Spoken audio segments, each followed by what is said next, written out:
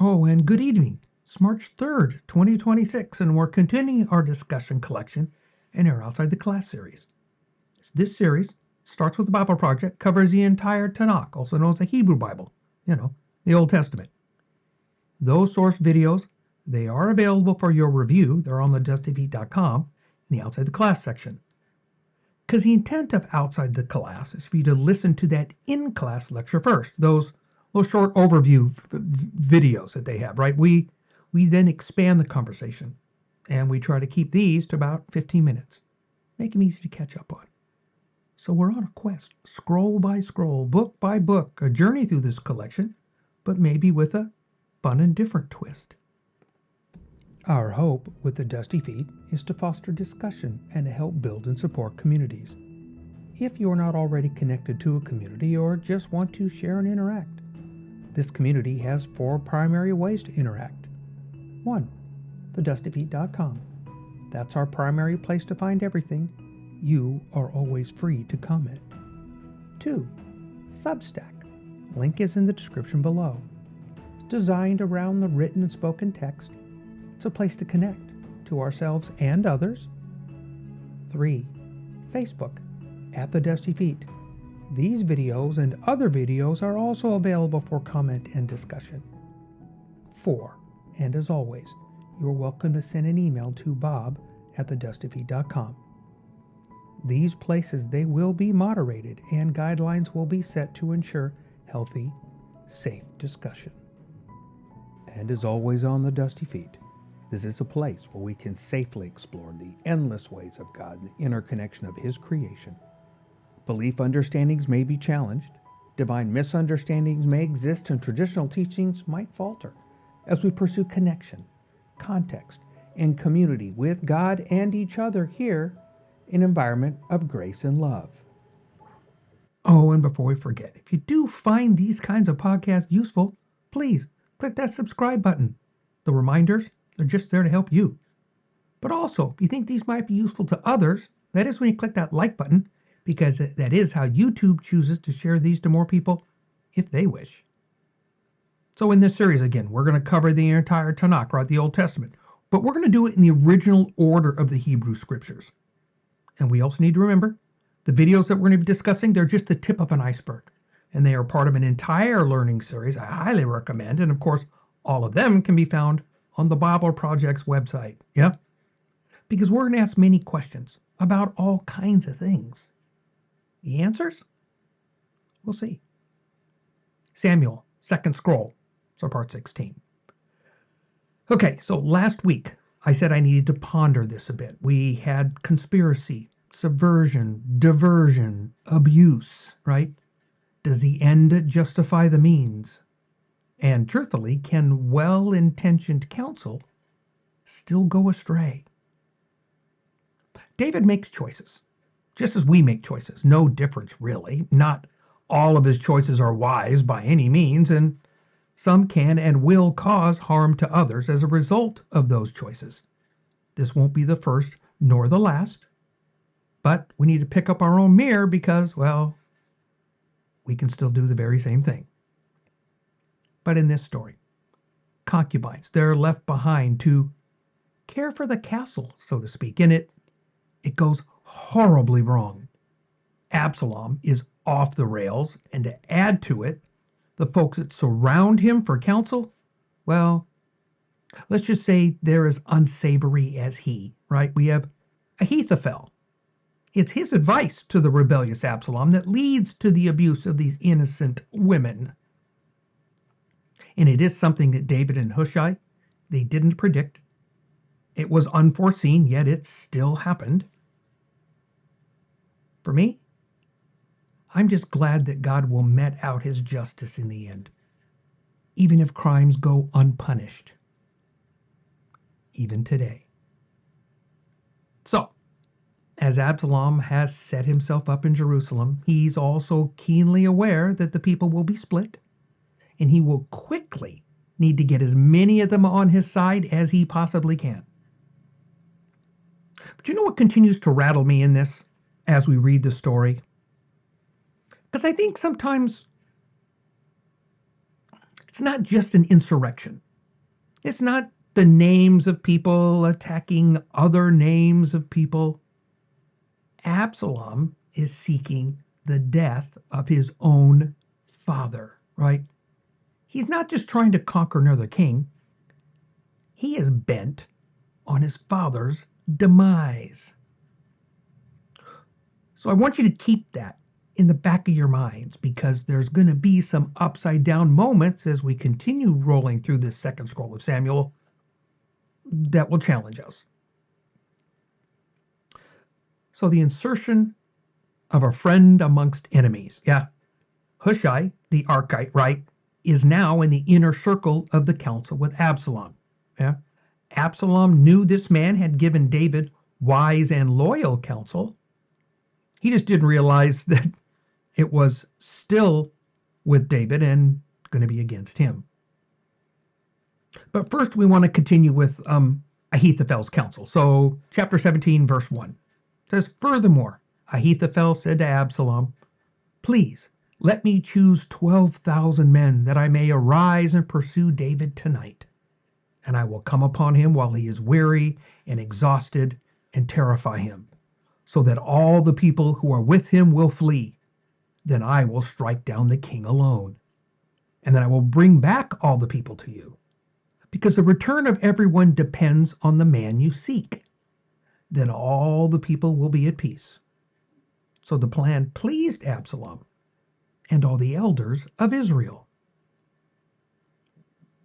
So the thing that, I guess in my own mind with this interaction, I get Absalom. But it was the behavior that one could say, or the action of the elders of Israel. Because this doesn't happen on its own. Absalom's insurrection is supported by some of these elders of Israel, who right now are choosing to switch camps. You know, we might even get a peek into some of the climate of the day, right, when we hear this in these stories, because it seems that also David was crowned and sworn as king. Not everyone's on board. But you know how scary it is, yeah, when times really don't change. We're very much sandal wearers here, right? Just as this time of David, you know, unsettling leadership, it's par for the course. So Ahithophel pleaded his case, right? Gave his counsel. And Absalom, the king, whom he's pretending to be, right? So he says, hey, let's ask for counsel of another. So Hushai is right in the place that David hoped he would be. And then Hushai gets to give his counsel. Starts in verse 5. Then Absalom said, now call Hushai the Archite also, and let's hear what he has to say. When Hushai had come to Absalom, Absalom said to him, Ahithophel has spoken thus. Shall we carry out his plan? If not, you speak. So Hushai said to Absalom, this time the advice that Ahithophel has given is not good. Moreover, Hushai said, you know your father and his men. They are mighty men. They are fierce, like a bear robbed of her cubs in the field. And your father is an expert in warfare. He will not spend the night with the people. Behold, he has now hidden himself in one of the caves or in another place, and it will be when he falls on them at the first attack that whoever hears it is going to say, there has been a major slaughter amongst the people who follow Absalom. Even the one who is valiant, whose heart is like the heart of a lion, it will completely lose heart. For all Israel knows that your father is a mighty man, and those who are with him are valiant men. But I counsel that all Israel will surely be gathered to you from Dan even to Beersheba, as the sand that's by the sea in abundance, and that you personally go into battle. So we shall come to him in one of the places where he can be found, and then we will fall on him as the dew falls on the ground, and of him and of all the men who are with him, not even one will be left. If he withdraws into a city, then all of Israel will bring ropes to that city, and we will drag into the valley until not even a small stone is found there. So Hushai's plan. It's a bit more elaborate, right, than Ahithophel's. Maybe it's a bit bolder. And Absalom, he takes the bait. He heeds the counsel of Hushai. And then we get the declaration of Absalom and the word of the Lord. And as I read this again, I slowed down.